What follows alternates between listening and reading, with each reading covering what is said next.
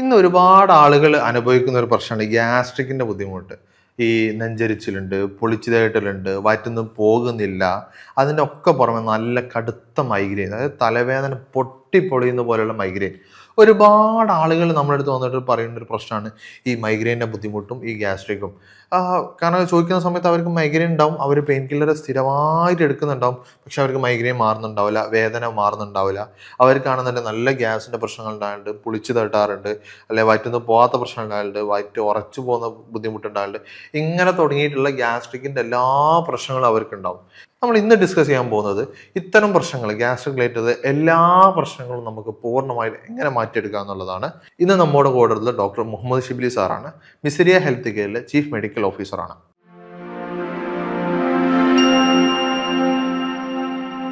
High sir. ഇപ്പം ഞാൻ പറഞ്ഞല്ലോ, ഒരുപാട് പേഷ്യൻസ് ഇന്ന് ഒരു പേഷ്യൻസ് അല്ല, ഇപ്പോൾ നമ്മളെ സംബന്ധിച്ചിടത്തോളം ഒട്ടുമിക്ക ആളുകൾ അനുഭവിക്കുന്ന ഒരു പ്രശ്നമാണ് ഗ്യാസ്ട്രിക്. അത് പല ആൾക്കാരും പല രൂപത്തിലാണെന്ന് മാത്രം. ചില ആളുകൾക്ക് നെഞ്ചരിച്ചിലായിരിക്കും, ചില ആൾക്ക് പൊളിച്ച് തരത്തിലായിരിക്കും, ചില ആളുകൾക്ക് വായ് പുണ്ണ് അല്ലെങ്കിൽ അൾസർ രൂപത്തിലായിരിക്കും, ചില ആൾക്ക് കോൺസ്റ്റിപ്പേഷൻ റിലേറ്റ്. പിന്നെ വളരെ കൂടിയ ആളുകൾക്കും ഇതിൻ്റെ ഒരു മൂർധന്യാവസ്ഥ എന്ന് പറയുന്നത് മൈഗ്രെയിൻ ആയിട്ട് എന്ത് ചെയ്യാറുണ്ട്, ഇത് കാണാറുണ്ട്. ശരിക്ക് എന്തുകൊണ്ടാണ് നമുക്കിങ്ങനെ ഗ്യാസ്ട്രിക് പ്രശ്നങ്ങൾ വരുന്നത് ഒരാൾക്ക്? അപ്പോൾ ഗ്യാസ്ട്രിക് പ്രശ്നങ്ങൾ എന്ന് പറയുമ്പോൾ ഗ്യാസ് അതേപോലെ നെഞ്ചിരിച്ചിലാണ് മെയിനായിട്ട് ആളുകൾ കാണാനുള്ളത്. വയറിങ്ങനെ വീർത്ത് വരിക, എമ്പൊക്കെ ഇങ്ങനെ വന്നുകൊണ്ടിരിക്കുക, ഇങ്ങനെ ഒരു എരിച്ചിൽ, ഭയങ്കര ഇടത് ഭാഗത്ത് വയറിൻ്റെ ഈ മുകളിലെ ഇടത് ഭാഗത്തായിക്കൊണ്ട് ഭയങ്കര ഒരു എരിച്ചിൽ വരിക. അതേപോലെ മുകളിലേക്ക് ഇങ്ങനെ കയറി വരുന്നത് പോലെ, എന്തോ കയറി വരുന്ന പോലെ, എന്തോ ഒന്ന് കുടുങ്ങി കിടക്കുന്ന പോലെ ചെസ്റ്റിൽ ഇങ്ങനെ. പിന്നെ ഇവിടെ ഇങ്ങനെ ഈ നടുഭാഗത്തായിട്ട് എരിച്ചിൽ, വായിക്കൊരു പൊളിച്ച സാധനം ഇങ്ങനെ പുളിച്ചതേ കിട്ടി വരിക. അത് കാരണമായിട്ടാണ് ചുമ. ഇങ്ങനെ തുടങ്ങി ഒരുപാട് ലക്ഷണങ്ങൾ എന്തുണ്ട്, ഈ ഒരു ഗ്യാസിൻ്റെ ബുദ്ധിമുട്ടിനുണ്ട്. അപ്പോൾ ഇതിൽ നമ്മൾ മനസ്സിലാക്കേണ്ടത്, ഈ പുളിച്ചത് കിട്ടുക എന്ന് പറഞ്ഞാൽ ഫസ്റ്റ് എന്താണെന്ന് ഞാൻ പറഞ്ഞുതരാം. ആദ്യം നമുക്കിവിടെ വയറ് ഈ ഭാഗത്തായിട്ട് ഒരു സഞ്ചി പോലെ നിങ്ങൾ സങ്കല്പിക്കും. അപ്പോൾ ഈ സഞ്ചിയിൽ എന്തുണ്ട്, ആസിഡാണുള്ളത് മെയിനായിട്ടുള്ളത്, വയറിൽ ദഹിപ്പിക്കാനായിട്ടുള്ളത്. അപ്പോൾ ആസിഡ് ഭയങ്കര എരിയുന്ന സാധനം, നമ്മൾ കയ്യിലൊക്കെ അയക്കുന്ന നല്ല പൊള്ളൽ കൊള്ളുന്ന അത്രയും പവറുള്ള ആസിഡ് എന്തുണ്ട് നമുക്ക് ഈ വയറിൻ്റെ അകത്തുണ്ട്, നല്ലൊരു പ്രൊട്ടക്റ്റീവായിട്ട് കിടക്കുന്നത്. അപ്പോൾ അതിങ്ങനെ മുകളിലേക്ക് തികട്ടി വരികയാണ്, മുകളിലേക്ക് കയറി വരിക. അപ്പോൾ നമുക്ക് എല്ലാവർക്കും വരുന്നില്ലല്ലോ എന്ന് സംശയം. അപ്പോൾ എന്താ എല്ലാവർക്കും വരാത്തതെന്ന് വെച്ചാൽ അവിടെ ഒരു വാൾവുണ്ട് നമുക്ക്, അത് അങ്ങോട്ട് മാത്രമേ തുറക്കുള്ളൂ, മുകളിലേക്ക് അത് തുറക്കാൻ സമ്മതിക്കില്ല.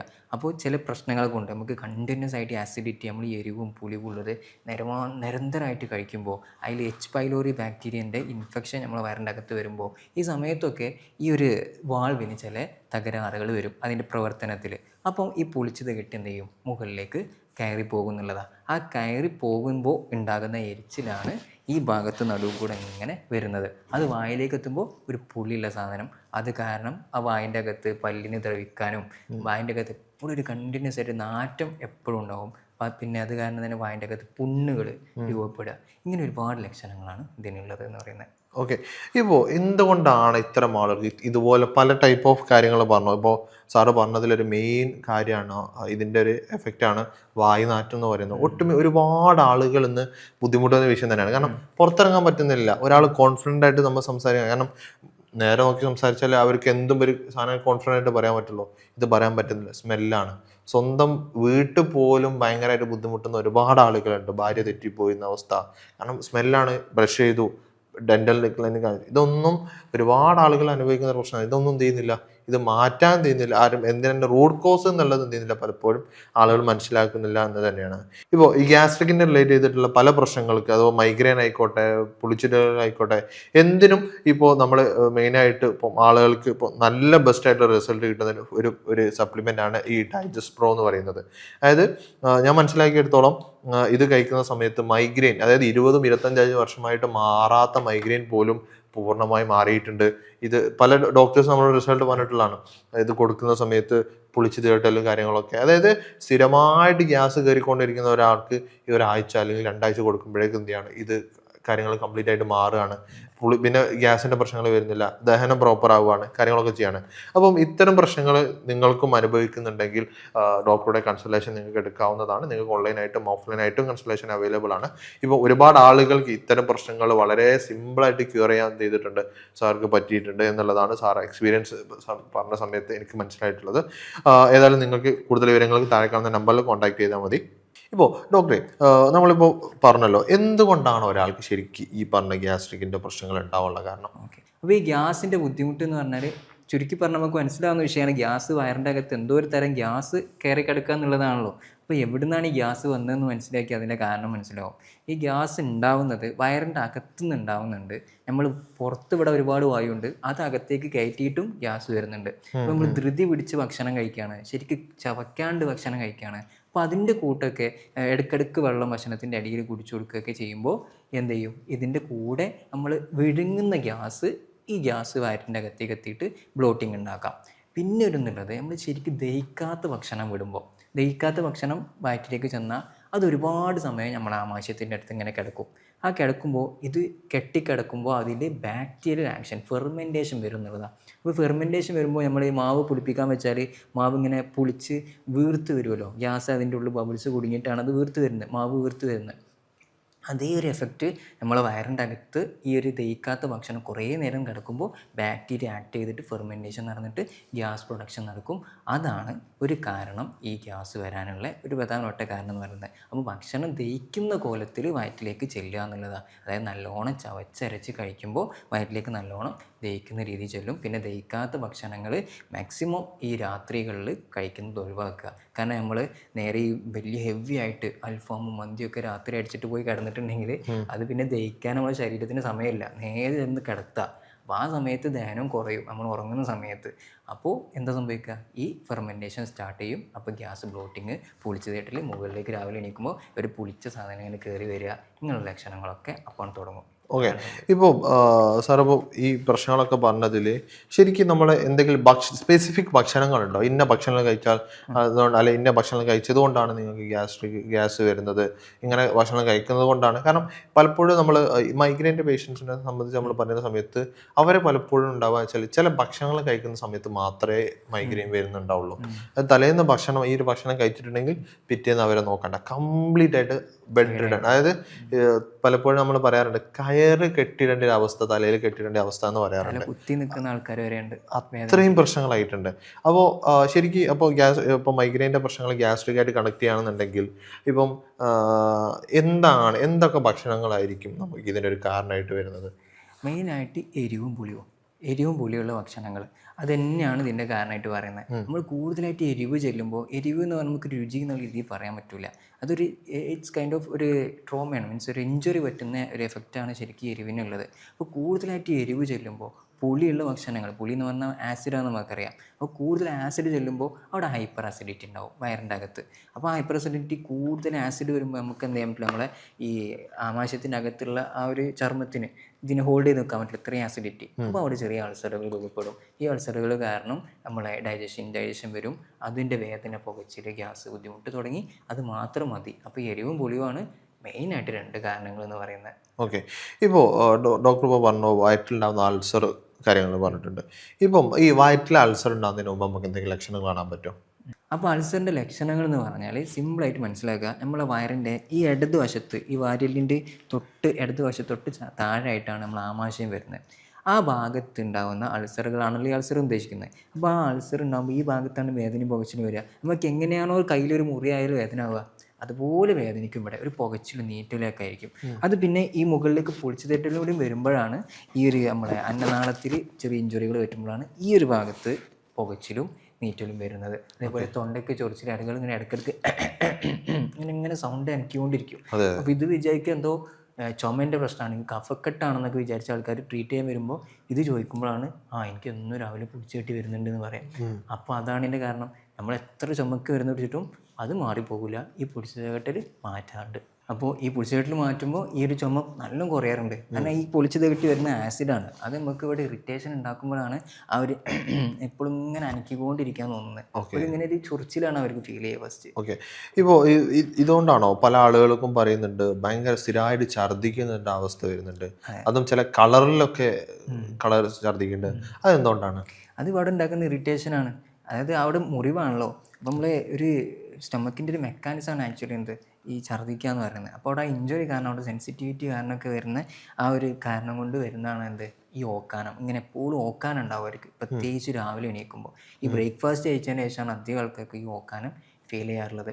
അപ്പോൾ അതെന്ത് ചെയ്യും, പുറത്തേക്ക് തള്ളാനുള്ളൊരു ടെൻഡൻസി കാണിക്കുന്നതാണ് ശരിക്കും നോസിയായിട്ട് വരുന്നത് നോക്കാനായിട്ട്. അത് ഛർദ്ദിക്കും ചെയ്യും കേട്ടോ ആളുകൾ ഭക്ഷണം കഴിച്ചിട്ട്. അതൊക്കെ ഇതിൻ്റെ ലക്ഷണം തന്നെയാണ് ഈ വയറിൻ്റെ അകത്ത് പുണ്ണ് വരുന്നുണ്ടുള്ള. ഓക്കെ. ഇപ്പോൾ അതുപോലെ തന്നെ ആളുകൾ അനുഭവിക്കുന്ന പ്രശ്നം നേരത്തെ പറഞ്ഞ പോലെ വായ്നാറ്റം എന്ന് പറയുന്നത്.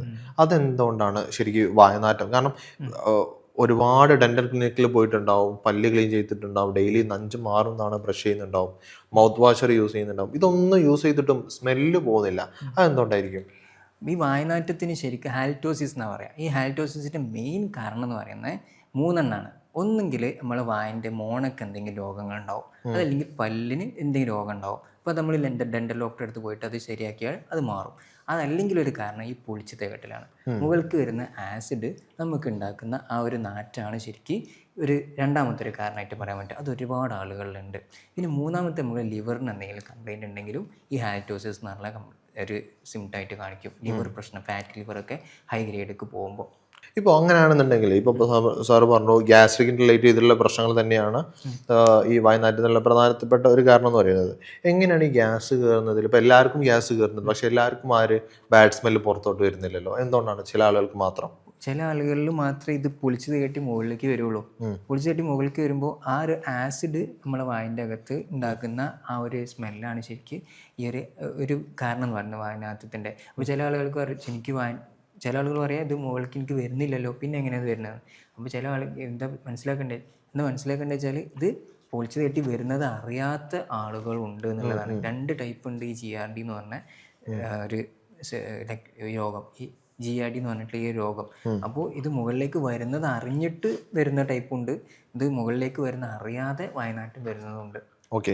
അപ്പോൾ ഇത്തരം പ്രശ്നങ്ങൾ ഇപ്പോൾ നമ്മൾ സംസാരിച്ചതിൽ മൈഗ്രെയിൻ ആയിക്കോട്ടെ, പുളിച്ചിരി കെട്ടലായിക്കോട്ടെ, ഛർദി ആയിക്കോട്ടെ, ഇപ്പം നമുക്ക് ഈ പറഞ്ഞ ബാഡ് ബ്രത്ത് ആയിക്കോട്ടെ, ഇത്തരം പ്രശ്നങ്ങളൊക്കെ നിങ്ങൾ അനുഭവിക്കുന്നുണ്ടെങ്കിൽ ഇത് ഉടനെ തന്നെ മാറ്റിയെടുക്കാവുന്നതാണ്. കാരണം ഇതിന് ഒട്ടുമിക്ക പ്രശ്നങ്ങളും ഗ്യാസ് റിലേറ്റ് ചെയ്തുള്ള കാര്യങ്ങൾ വരുന്ന സമയത്താണ്. അപ്പോൾ നിങ്ങൾക്ക് ഗ്യാസിൻ്റെ ബുദ്ധിമുട്ടുകളുണ്ട്, നിങ്ങളും വർഷങ്ങളായിട്ട് ഇതിൻ്റെ ബുദ്ധിമുട്ടുകൾ അനുഭവിക്കുന്നുണ്ടെങ്കിൽ നിങ്ങൾക്ക് ഉറപ്പായിട്ട് നിങ്ങൾ ഡോക്ടറെ കോൺടാക്ട് ചെയ്യാവുന്നതാണ്. നിങ്ങൾക്ക് ഒരുപാട് ആളുകൾക്ക് ഇത്തരം ഗ്യാസിൻ്റെ പ്രശ്നങ്ങൾ 20 വർഷങ്ങളായിട്ട് ഛർദി കാരണം ബുദ്ധിമുട്ടുള്ള ആളുകൾക്ക് പോലും അത് വെറും 2 ആഴ്ച കൊണ്ട് അത്രയും പ്രശ്നങ്ങളൊക്കെ ചെയ്തിട്ടുണ്ട്, അത് ക്ലിയർ ചെയ്തിട്ടുണ്ട്. അപ്പോൾ നിങ്ങൾ ഇതുപോലെ ബുദ്ധിമുട്ട് അനുഭവിക്കുന്നുണ്ടെങ്കിൽ ഡോക്ടറെ കോൺടാക്ട് ചെയ്യാവുന്നതാണ്.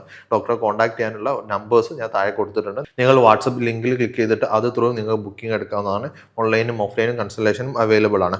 അപ്പോൾ നമുക്ക് ബാക്കിയുള്ള കാര്യങ്ങൾ ഡോക്ടറോട് തന്നെ നമുക്ക് ചോദിച്ച് മനസ്സിലാക്കാം. ഇപ്പോൾ നമ്മൾ സംസാരിച്ച വിഷയങ്ങളൊക്കെ പലപ്പോഴും നമ്മൾ പറഞ്ഞിട്ടുള്ള കാര്യമാണ് ഈ ഡൈജസ്റ്റ് ഭയങ്കര ഹെൽപ്പ് ചെയ്യുന്നുണ്ട് എന്നുള്ളത്.